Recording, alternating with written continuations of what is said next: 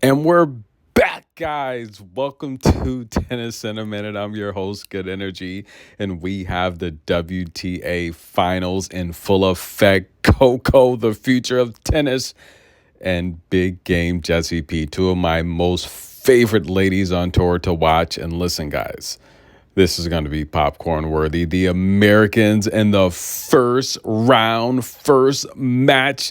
This is going to be great. Now, listen. Guys, before we go any further, do me a favor. Like the video, show some love. And if you're listening to this, do me a favor, go back and like all 6,000 of my videos, guys. I'm a real person. This is a real channel, guys. Like the video, support, show some love, hit the super thanks. Thank you for all of you that do. Now, listen, guys, let's get it on.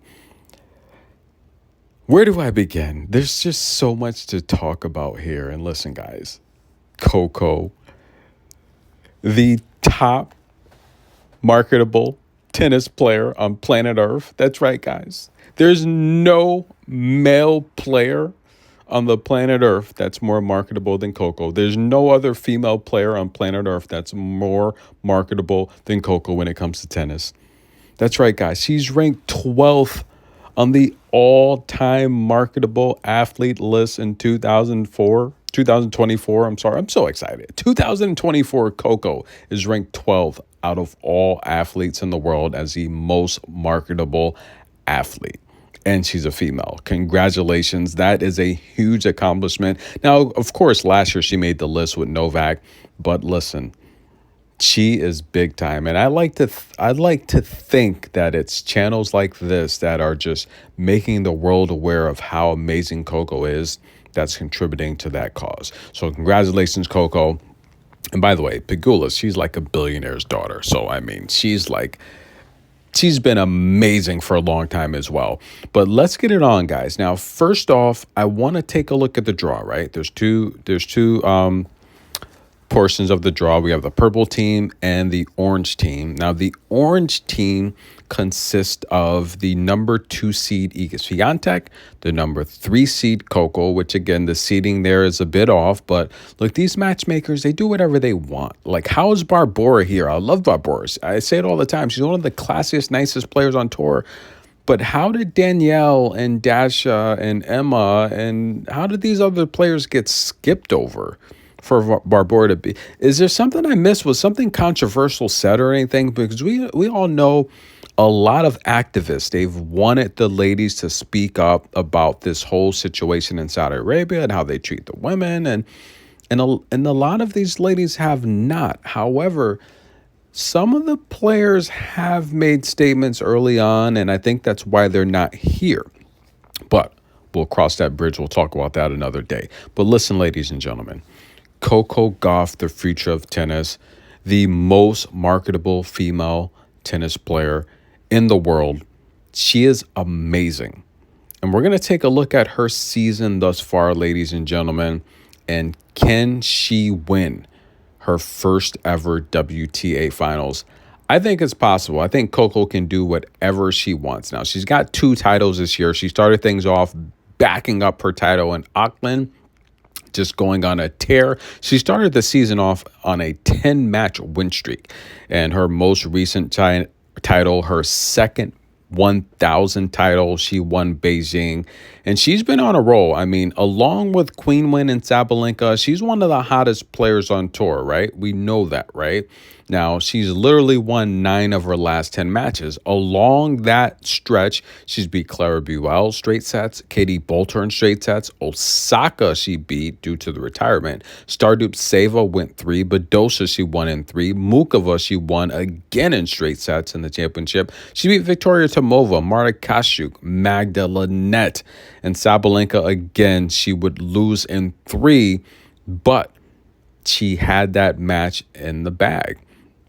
Now, taking on big game Jessie P, believe it or not, she doesn't own the head-to-head. They played 5 times, and Pegula has won 4 of them. And I'm going to talk about that in a minute. But first, let's cover the matches and tournaments they've played. Their first meeting was in 22 in Dubai. Pegula won that in straight sets. They played in 23 in Eastbourne on grass. Coco won that in straight sets. They played in Montreal in 23. Pegula won that in 3. The Masters last year, that's right, in Cancun, I was there. Pegula won that in straight sets. In Berlin this year on grass, Pegula won that in straight sets. And we all thought Coco was going to win Berlin. That was just her title. It seemed like she gave it away. Now, Pegula owns the head-to-head. It's kind of lopsided. I mean, 4-1, that's pretty bad. Now, Pegula wins about 73% of her service games. She wins about 67% of her first serves. She's not the great defender that Coco is, but she's one of the best at in-match adjustments. Pegula wins about 37% of her return games, and she's solid. She doesn't make a lot of double faults. If there's an opportunity to take advantage of Pegula, it's the first and second serves, right? Because she only wins about 48% of her second serves, and she only gets about 62% of her first serves in play. But here's the thing with Pegula that you have to understand. Pegula is mentally tough. She's strong, and she plays to make her opponents beat her, right? She's not going to make a lot of mistakes. She's pretty disciplined. She's not flashy. She's not wowing you with power. Pegula said it herself. She said when it comes to power, she's only playing with about 75% of her maximum power. Why? Because she wants her opponents to slip up and make mistakes and show a lack of discipline. And I feel when she's beat Coco, a lot of times I don't think Coco is, or how can I word this properly? I think it's more so in terms of the victories Pegula has against Coco. I think it's more of what Coco is not doing versus what Pegula is doing. Because Pegula's playing simple tennis. Deep balls, short balls, left, right. She's just keeping the ball in play. And I just think these are matchups that Coco probably should have won the majority of. At least 2 more. The head-to-head should probably be 3-2 Coco. But again, Pegula's going to make you make mistakes. And if you're not disciplined enough, if you're not willing to go longer rallies and play patient, then you're going to lose. And I just feel these losses that Coco has to Pegula, it's not what Pegula's doing. It's just what Coco's not doing, right? I just feel these are matches Coco should have won. Now, in terms of Pegula, guys, another good season. Another season on tour where she's won 2 titles. She won Berlin, right? And she won Toronto again. Last year, she won Montreal and Seoul, Korea. Again, this year, if you're not familiar, the Montreal tournament was moved to Toronto as the ATP and the WTA. They rotate spots in Canada, so next year is going to be back in Montreal. Now, Pegula, 39-14, started the earlier portion of the year injured. She was able to come on pretty strong. And I think if she's going to beat Coco, she's got to do what she's been doing. There's nothing broke here, right? There's nothing that needs to be fixed. All she has to do is just play her game. Now, I want to take a look at, really quick before we get into Coco's stats, the order of play. Now, if you want to make the WTA championship match, or at least the semifinal, you have to win your first match. Now, take a look at the order of play. Coco's going to play Pegula today, right? And then next up, she's going to play Barbora. Now, if you take a look at the metrics numerically, Coco has the worst draw possible. She's in a division with 3 ladies that have dominated her on the head-to-head. Pegula's beat her 4 or 5 times. She's only played Barbora once, but Barbora owns a head-to-head. We all know the head-to-head against Iga, right? Pretty brutal. But here's the thing. These are players that Coco can beat.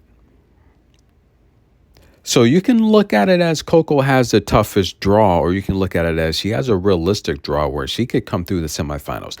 Let's say she beats Pegula and she beats Barbora, who, again, hasn't been that active. She's 2-0.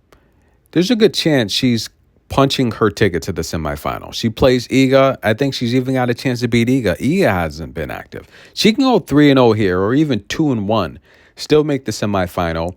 Iga gets matched up with Aryna Sabalenka. Iga's out of there. Next thing you know, Sabalenka and Coco are playing for a championship. Or let's say Queenwin gets lucky. Coco and Queenwin's playing for a title. Coco and Polini's playing for a title. Whoever comes through, and this is the beauty of the WTA finals, anything can happen. So that's the order of play for Coco. I think it's a fairly easy one. Coco can beat Pegula, and she can beat Barbora. She could end up 2-0, guys. Now, let's take a look at someone like Pegula's draw. She's going to play Coco, and then she has to come back and back that up with Iga. Pegula could be 0-2.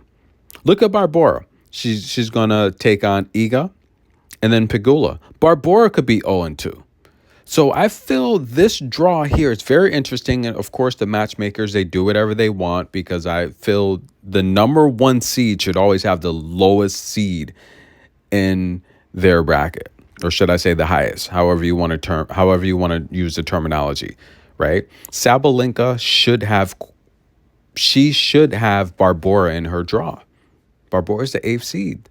Sabalenka is the number 1 seed. So they kind of mix it up. They're doing whatever they want. Again, inviting players and, declining other players. And again, the WTA finals is by invite.